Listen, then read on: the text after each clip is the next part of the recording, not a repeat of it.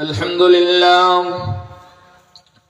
لله نحمده ونستعينه ونستغفره ونؤمن به ونتوكل عليه ونعوذ بالله من شرور أنفسنا ومن سيئات أعمالنا.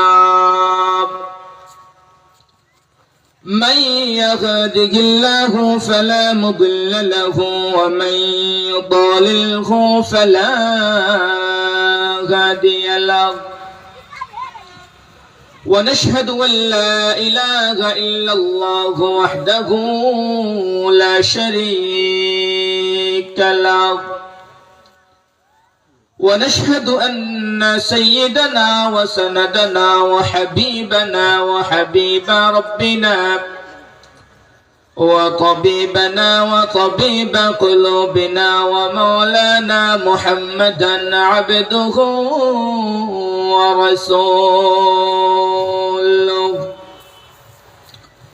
الذي أرسل إلى الناس كافة بشيرا ونذيرا وداعيا إلى الله بإذنه وسراجا وقمرا منيرا. أما بعد، فقد قال الله تبارك وتعالى في شان حبيبه ومحبوبه ومعشوقه آمرا ومخبرا: أعوذ بالله من الشيطان الرجيم. بسم الله الرحمن الرحيم.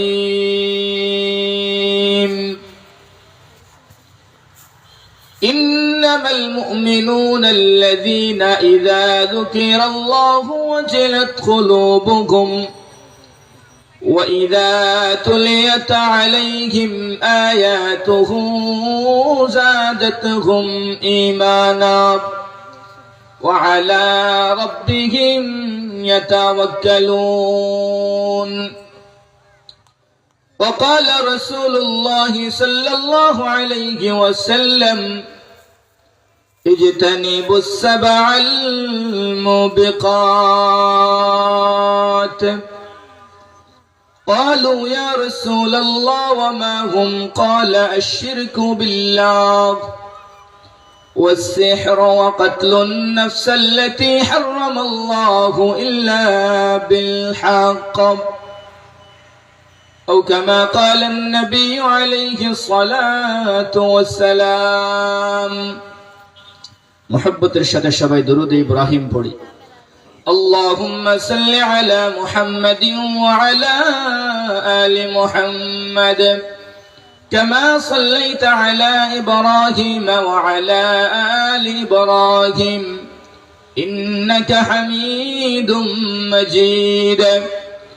اللهم بارك على محمد وعلى آل محمد كما باركت على إبراهيم وعلى آل إبراهيم إنك حميد مجيد. بلغ العلا بكماله كشاف الدجى بجماله حسنت جميع خصاله صلوا عليه وآله. لا إله إلا الله، لا إله إلا الله، لا إله إلا الله. محبت الشهد پڑی: لا إله إلا الله، لا إله إلا الله، لا إله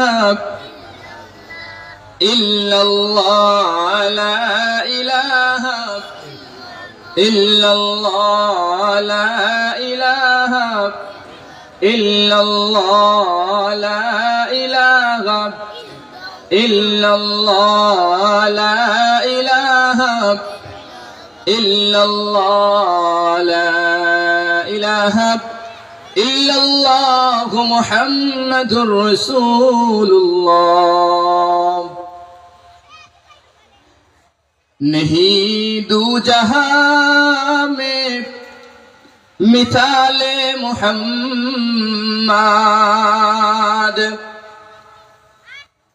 नहीं दू जहां में मिसाले मुहम्मद।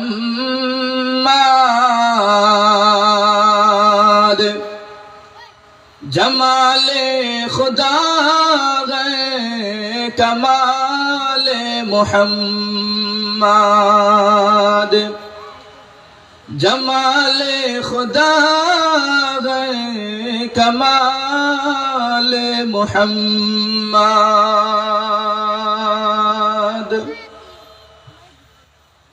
জামিয়া মাদানিয়া উত্তর বড়ডহর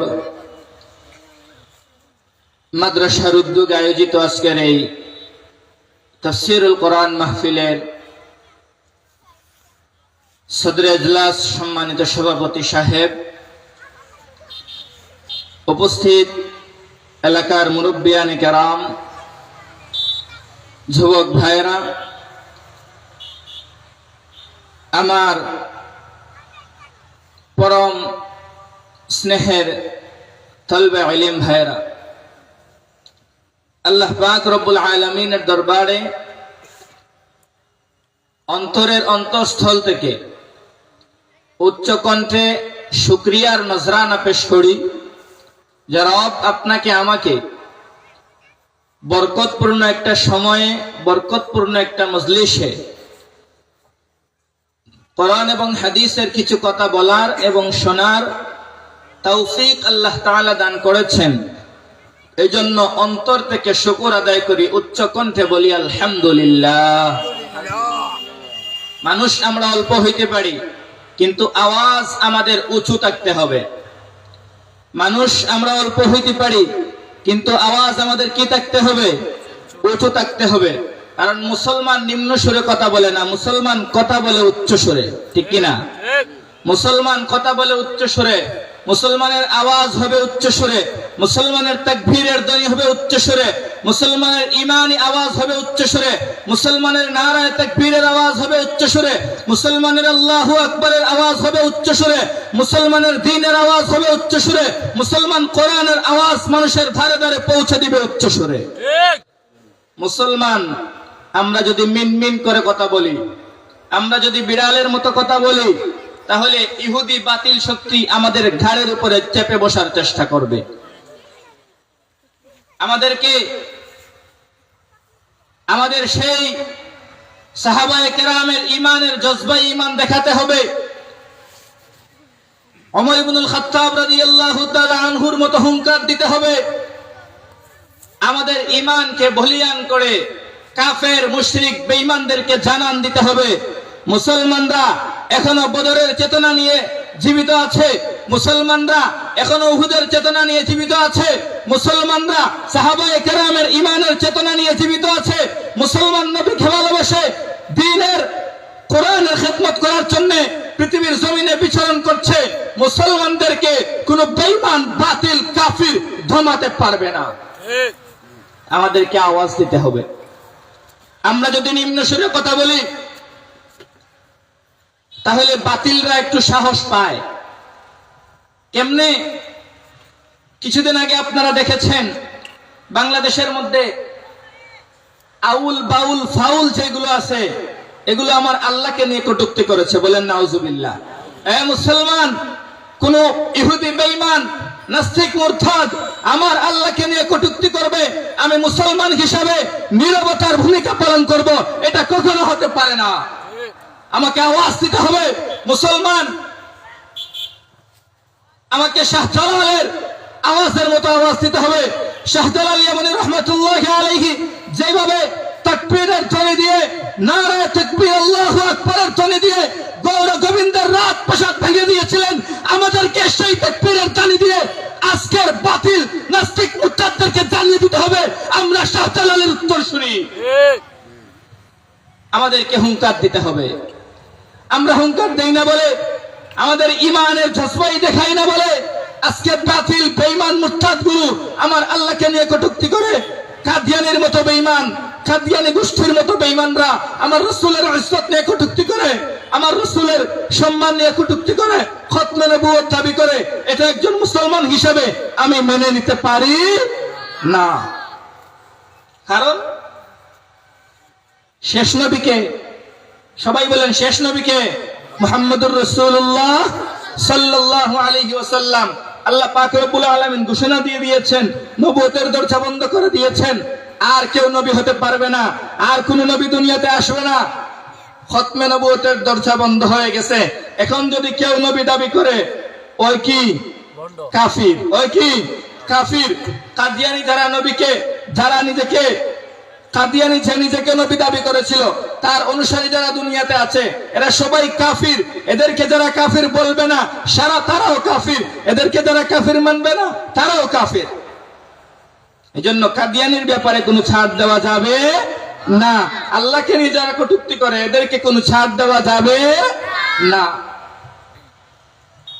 মুহতারাম হাজিরিনে কেরাম, এজন্য বলছিলাম মুসলমান অল্প হইতে পারি, কিন্তু তাকবীরের ধ্বনি, আমাদের ইমানের ধ্বনি, আমাদের তাকবীরের আওয়াজ উচ্চ সুরে হইতে হবে। বদরের প্রান্তরে 313 জন সাহাবী হাজারের উপরে ইহুদিদের উপরে ধস নামিয়েছেন, ইহুদিদের কাছ থেকে বিজয় ছিনিয়ে এনেছেন। অল্প সংখ্যক সাহাবী আর অধিক সংখ্যক কাফের, কিন্তু বিজয় হয়েছে মুসলমানের। কেন? কারণ এরা ছিলেন ইমানের বলে বলিয়ান। এরা কি ছিলেন? এরা ইমানের বলে বলিয়ান ছিলেন। এজন্য আমাদেরকে ইমানের বলে বলিয়ান হইতে হবে। ইমানের বলে যদি বলিয়ান হইতে পারেন, কোন নাস্তিক বেঈমান মুরতাদ কাফেররা আপনার আমার সামনে টিকতে পারবে না। আপনার আমার সামনে কথা বলতে গেলে হুশ করে কথা বলতে হবে।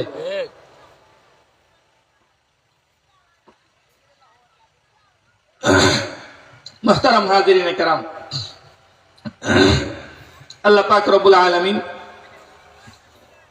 আমাদের কি দুনিয়াতে প্রেরণ করেছেন, আল্লাহ তাআলার একটা উদ্দেশ্য আছে, একটা মাকসাদ আছে। আমরা এই প্যান্ডেল আয়োজন করেছি, আমাদের উদ্দেশ্য কি?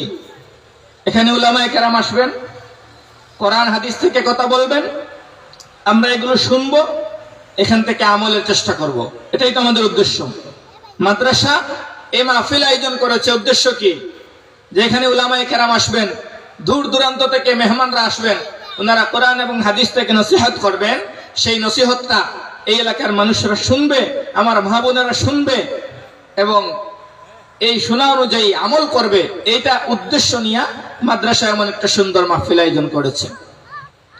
ঠিক তদ্রূপভাবে আল্লাহ পাক রব্বুল আলামিন আপনাকে আমাকে দুনিয়াতে প্রেরণ করেছেন। আল্লাহ তাআলার একটা উদ্দেশ্য আছে, মাকসাদ আছে। মাকসাদ কি? আল্লাহ পাক রব্বুল আলামিন বলেন, ওয়ামা খালাকতুল জিন্না ওয়াল ইনসা ইল্লা লিয়াবুদুন। আল্লাহ পাক রব্বুল আলামিন বলেন, দুনিয়াতে আমি জিন এবং ইনসান দুইটা জাতিকে সৃষ্টি করেছি। উদ্দেশ্য হলো আমি আল্লাহ তাআলার ইবাদত বন্দেগী করা, আমি আল্লাহ তাআলার দাসত্বের বর্ণনা করা, আমি আল্লাহ তাআলার গোলামি করা, আমি আল্লাহ তাআলার জাত ও সিফাতের বর্ণনা করা। এই উদ্দেশ্য নিয়ে আমি দুনিয়াতে মানুষ এবং জিন এই দুই জাতিকে সৃষ্টি করেছি। মুহতারাম হাজিরিনে কেরাম, তাহলে উদ্দেশ্য হলো আল্লাহ তাআলার ইবাদত বন্দেগী করা। এজন্য আমাদেরকে বলা হয় বান্দা। আমাদেরকে কি বলা হয়? বান্দা বলা হয়। বান্দা কেন বলা হয়? বান্দার আরবি শব্দ হলো আব্দুন। আরবি শব্দ কি? আব্দুন। আব্দুন অর্থাৎ ইবাদুন থেকে আব্দুন, আর আব্দুন থেকে বান্দা। বাংলা অর্থ হলো বান্দা। আমাদেরকে বান্দা বলা হয় কেন? কারণ আমরা বন্দেগী করি। আমরা কি করি? কি করি? কথা বলেন, আমরা কি করি? বন্দেগী করি। তাহলে বোঝা গেল বন্দেগী যে করে তাকে বান্দা বলা হয়। বান্দা যে বন্দেগী করে সে বান্দা, সে বন্দেগী করে যে। আল্লাহ পাক রব্বুল আলামিন বলেন, দুনিয়াতে আমাদেরকে আল্লাহ তাআলা প্রেরণ করেছেন আল্লাহ তাআলার বন্দেগী করার জন্য। যদি আল্লাহ তাআলার বন্দেগী করি, বান্দাদের অন্তর্ভুক্ত হইতে পারি তাহলে আল্লাহ তাআলা জান্নাত দিবেন, যদি না পারি তাহলে জান্নাত দিবেন না। ঘোষণা দেখেন, আল্লাহ পাক বলছেন, ইয়া আইয়াতুহান নাফসুল মুতমাইন্না ইরজিই ইলা রাব্বিকি রাদিয়াতাম মারদিয়্যা ফাদখুলি ফি ইবাদি ওয়াদখুলি জান্নাতি। আল্লাহ পাক রব্বুল আলামিন বলেন, ফাদখুলি ফি ইবাদি, প্রথমে আমার বান্দাদের অন্তর্ভুক্ত হও, ওয়াদখুলি জান্নাতি, এরপরে জান্নাতে প্রবেশ করো। প্রথমে বান্দাদের অন্তর্ভুক্ত হও, এটার অর্থ হলো নেককার বান্দাদের অন্তর্ভুক্ত হও। নেককার বান্দা কাদেরকে বলা হয়? যারা নেক আমল করে তাদেরকে নেককার বান্দা বলা হয়। তাহলে প্রথমে বান্দাদের অন্তর্ভুক্ত হইতে হবে। বান্দা কোন বান্দা? বলে নেককার বান্দা। নেককার যে বান্দাগুলো, এই বান্দাগুলোর অন্তর্ভুক্ত যদি হয়ে যান, আল্লাহ বলেন এরপরে জান্নাতে প্রবেশ করো, ওয়াদখুলি জান্নাতি, এরপরে জান্নাতে প্রবেশ করো। বোঝা গেল আগে নেককার বান্দা হইতে হবে, এরপরে জান্নাতে প্রবেশ করতে হবে। নেককার বান্দা যদি কেউ না হয় জান্নাতে প্রবেশ করতে পারবে না। সুতরাং বোঝা গেল বান্দা হবে সে, বন্দেগী করবে সে, বন্দেগী করবে যে, বান্দা হইবে সে, আর বান্দা হইবে যে জান্নাতে প্রবেশ করবে সে। বলেন না সুবহানাল্লাহ। মুহতারাম হাজিরিনে কেরাম, এজন্য আমাদেরকে বন্দেগী করতে হবে কার? বন্দেগী করতে হবে কার? আল্লাহ। এই উদ্দেশ্য, এই মাকসাদেই আল্লাহ তাআলা আমাদেরকে এই দুনিয়াতে প্রেরণ করেছেন। মুহতারাম হাজিরিনে কেরাম, আমি যে আয়াতখানা তিলাওয়াত করেছি, আমার বিষয়বস্তুর উপরে যে সংক্ষিপ্ত সময় আছে, এই সংক্ষিপ্ত সময়ে আল্লাহ পাক যদি তৌফিক দান করেন, ইনশাআল্লাহ অল্প কিছু কথা বলার চেষ্টা করব। আল্লাহ পাক রব্বুল আলামিন আমার তেলাওয়াতকৃত আয়াতের মধ্যে বলছেন, ইন্নামাল মুমিনুনা আল্লাযীনা ইযা যুকিরাল্লাহু ওয়াজিলাত কুলুবুহুম ওয়া ইযা তুলিয়াত আলাইহিম আয়াতুহু যাদাতুহুম ঈমানা ওয়া আলা রাব্বিহিম ইয়াতাওয়াক্কালুন। আল্লাহ পাক রব্বুল আলামিন বলেন, নিশ্চয় মুমিন হলো ওই বান্দা, ইন্নামাল মুমিনুনা আল্লাযীনা ইযা যুকিরাল্লাহ, যেই ব্যক্তি ইযা যুকিরাল্লাহ, আল্লাহ তাআলার স্মরণ করার পরে, ইযা যুকিরাল্লাহু ওয়াজিলাত কুলুবুহুম, তার অন্তরের ভিতরে ভয় সৃষ্টি হয়, তার অন্তরের ভিতরে ডর সৃষ্টি হয়, তার অন্তরের ভিতরে কাঁপন সৃষ্টি হয়। আল্লাহ তাআলার নাম শোনার পরে তার অন্তরের ভিতরে আল্লাহ তাআলার একটা ভয় ঢুকে, ওই ব্যক্তি হইল ঈমানদার। ওই ব্যক্তি কি? ঈমানদার। বোঝা গেল এখানে আল্লাহ তাআলা ঈমানদারের কিছু গুণ বর্ণনা করতেছেন, ঠিক না? তো এই আলোচনা করার উদ্দেশ্য কি? আলোচনা করার উদ্দেশ্য হলো, আলোচনার মধ্য থেকে আমাদেরকে এটা বাছাই করে নিতে হবে যে আমরা আল্লাহ তাআলার বলে দেওয়া এই গুণগুলো আমাদের ভিতরে আছে না নাই, এটা আমাদেরকে কি করতে হবে? বাছাই করতে হবে। এটা আমাদেরকে বুঝতে হবে যে আল্লাহ তাআলার এই গুণ আমাদের ভিতরে আছে না নাই। আল্লাহ তাআলা প্রথম গুণ বলেছেন, ইন্নামাল মুমিনুনা আল্লাযীনা ইযা যুকিরাল্লাহু ওয়াজিলাত কুলুবুহুম ওয়া ইযা তুলিয়াত আলাইহিম আয়াতুহু যাদাতুহুম ঈমানা ওয়া আলা রাব্বিহিম ইয়াতাওয়াক্কালুন।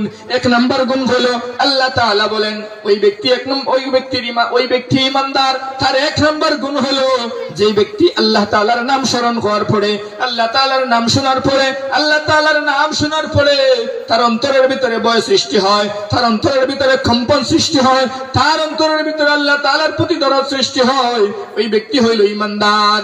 ওয়া ইযা তুলিয়াত আলাইহিম আয়াতুহু যাদাতুহুম ঈমানা। দুই নাম্বার হলো ওই ব্যক্তি ঈমানদার যেই ব্যক্তি তার সামনে কোরআন তিলাওয়াত করলে, তার সামনে কোরআন পাঠ করা হলে তার অন্তরের ভিতরে, তার ঈমানের ভিতরে জোশ মারে, ঈমান বৃদ্ধি পেতে থাকে। বলেন সুবহানাল্লাহ। দুই নাম্বার গুণ, যে ব্যক্তি কি করে? কোরআন শোনার পরে, কোরআনের তিলাওয়াত শোনার পরে তার ঈমান বৃদ্ধি পায়, অর্থাৎ মজা লাগে, আরো কোরআন শুনতে চায়। সুবহানাল্লাহ। দেখবেন আমাদের সমাজে একদল মানুষ আছে, ওয়াজ মাহফিলের আওয়াজ শুনলে, কোরআন তিলাওয়াতের আওয়াজ শুনলে তার জ্বালা সৃষ্টি হয়, আছে না নাই? বলবে এই মোল্লা মুন্সিদের খায়া দেয় কোনো কাজ নাই, এই মাইকটা ছেড়ে দিছে, এই যে শুরু করছে এটা বন্ধ করার নাম নাই। রমজান মাস আসলে দেখবেন যদি মসজিদে কি হয়, কেরাত পড়ানো হয় মাইকে, তাহলে এরা বিরক্ত হয়ে যায়। কি হয়ে যায়? বিরক্ত হয়ে যায়। বলে এদের খায়া দেয় কোনো কাজ নাই, সারাদিন মাইকটা ছেড়ে দিয়া আর এইতে পড়তেছে আর পড়তেছে। বোঝা গেল এর ইমানের মধ্যে কমতি আছে। ইমানের মধ্যে কি আছে? কমতি আছে। কোরআন শোনার পরে আপনার ভিতরে যদি ইমান বৃদ্ধি পায়, আপনার ভিতরে যদি জোশ মারে, আপনার ভিতরে যদি আরো কোরআন শোনার মজা লাগে, বুঝবেন আপনার ইমান আছে। আর যদি মজা না লাগে, যদি মায়া না লাগে, যদি মহব্বত না লাগে, যদি আরো কোরআন শুনতে না মনে না চায়, বুঝবেন আপনার ইমানের ভিতরে দুর্বলতা আছে। ইমানের ভিতরে কি আছে? দুর্বলতা আছে। এজন্যই তো মাদ্রাসা, মসজিদ। এখানে আপনি আপনার ছেলেকে দিবেন, ও কোরআন শিখবে, আপনাকে কোরআন শোনাবে, হাফেজ বানাবেন, ও তারাবি পড়বে, পড়াবে, আপনি তার পিছনে তারাবি পড়বেন। গরে সূরা ইয়াসিন তিলাওয়াত করবে, আপনি সেটা শুনবেন। গরে সূরা ওয়াকিয়া মাগরিবের পরে তিলাওয়াত করবে, আপনি সেটা শুনবেন। সূরা মুলক এশার নামাজের পরে তিলাওয়াত করবে, আপনি সেটা শুনবেন। আপনি মারা গেলে আপনার জানাজার পাশে দাঁড়ায়া সূরা ইয়াসিন তিলাওয়াত করবে, এটা শুনবেন। এজন্যই তো মাদ্রাসা, মসজিদ। তো এই কোরআন তিলাওয়াত শুনলে ইমান বৃদ্ধি পায়। কোরআন তিলাওয়াত শুনলে ইমানের মধ্যে যদি জোশ মারে, বুঝবেন আপনার ইমান আছে। যদি জোশ না মারে, যদি আরো কোরআন তিলাওয়াত শুনতে মনে না চায়, তাহলে বুঝবেন কি আছে? ইমানের মধ্যে দুর্বলতা আছে। আমাদের জেনারেশনটা এমন হয়ে গেছে, ওরা গান শুনে, হিন্দি গান শুনে, বাংলা গান শুনে, বিভিন্ন ধরনের গান শুনে, কিন্তু কোরআন শুনতে চায় না। এদের ইমানের মধ্যে দুর্বলতা আছে। মুহতারাম হাজিরিন কেরাম, তাহলে আল্লাহ পাক রব্বুল আলামিন বলছেন কি, যে 2 নাম্বার গুণ হলো এই ব্যক্তির, ইমানদারের 2 নাম্বার গুণ হলো ওয়াইযা তুলিয়াত আলাইহিম আয়াতুহু যাদাতহুম ঈমানা।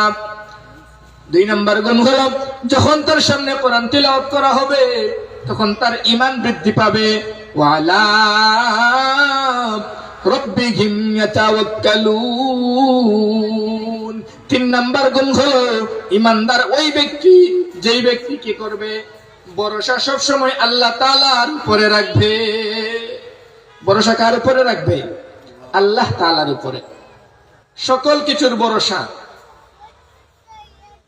খাবারের ভরসা, পোশাকের ভরসা, রিজেকের ভরসা, চাকরির ভরসা, নকরির ভরসা, সফরের ভরসা, পরিবারের ভরসা, সব কিছুর ভরসা রাখবে আল্লাহ তাআলার উপরে। ওই ব্যক্তি হইল ঈমানদার। এখন আমাদের অবস্থা এমন হয়েছে, আমরা বিপদে পড়লে মানুষের কাছে যাই। বিপদে পড়লে কার কাছে যাই? মানুষের কাছে যাই। আর সাহাবায়ে কেরাম যদি বিপদে পড়তেন, তাহলে দাঁড়াইতেন না মাঝে, চাইতেন কার কাছে? আল্লাহর কাছে। এজন্য আমাদের সিদ্ধান্তহীনতা, এজন্য আমাদের দুর্বলতা, এজন্য আমাদের অভাব, এজন্য আমাদের বিপদ, এজন্য আমাদের সমস্যা, পারিবারিক সমস্যা, সামাজিক সমস্যা, রাষ্ট্রীয় সমস্যা, অর্থনৈতিক সমস্যা, সকল পর্যায়ের সমস্যা। একমাত্র কারণ হলো আমরা সর্বাবস্থায় ভরসা রাখি না আল্লাহ তাআলার উপরে। যদি আমরা সদা সর্বদা সর্বাবস্থায় কেবলমাত্র একমাত্র শুধুমাত্র ভরসা রাখতাম আল্লাহ তাআলার উপরে, ইনশাআল্লাহ আল্লাহ তাআলা আমাদের সকল বিপদ, বালা, মুসিবত, আমাদের পারিবারিক সমস্যা, সামাজিক সমস্যা, রাষ্ট্রীয় সমস্যা সবকিছু দূর করে দিতেন কে? আল্লাহ। ওয়ালা রাব্বিহিম ইয়াতাওয়াক্কালুন। 3 নাম্বার গুণ হলো যে ব্যক্তি ঈমানদার, ওই ব্যক্তি ভরসা রাখবে আল্লাহ তাআলার উপরে।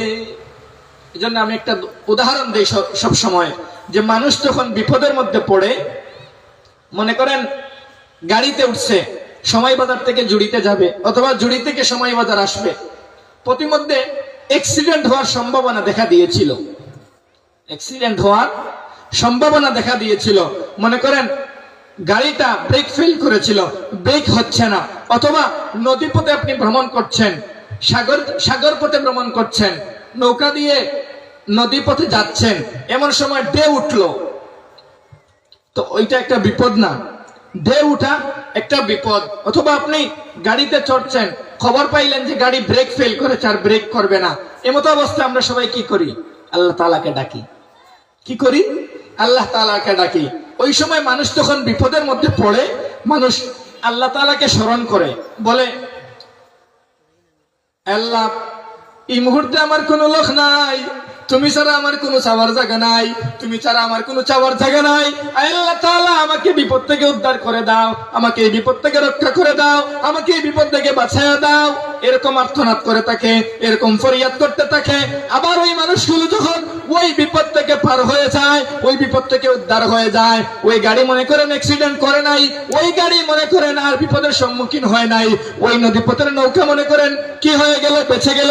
ওই নদীপথের নৌকা আর অ্যাক্সিডেন্ট করলো না, নদীপথের নৌকা ডুবলো না, সাগরের ঢেউ থেমে গেল। যখন বেঁচে বাড়ির মধ্যে ফিরলো, যখন বেঁচে ঘরের মধ্যে ফিরলো, ঘরের মধ্যে আসিয়া বলে হায় হায় হায়, আজকে যদি ওই বাসের ড্রাইভারটা ভালো না হইতো, ওই সিএনজি ড্রাইভারটা ভালো না হইতো, ওই নৌকার মাঝি যদি ভালো না হইতো, আজকে আমি মারা যাইতাম, আমার কোনো উপায় থাকতো না। বিপদ থেকে উদ্ধার হওয়ার পরে স্মরণ করে এখন কার কথা? ড্রাইভারের কথা। এখন স্মরণ করে কারে? নৌকার মাঝিরে। এখন করে মাঝি ভালো ছিল এজন্য বেঁচে গেছি, ড্রাইভার ভালো ছিল এজন্য বেঁচে গেছি। আল্লাহর কসম, এই জন্য এই যে ভরসা নৌকার উপরে চলে গেল, ভরসা মাঝির উপরে চলে গেল, তাহলে রহম আল্লাহর পক্ষ থেকে কিভাবে আসবে?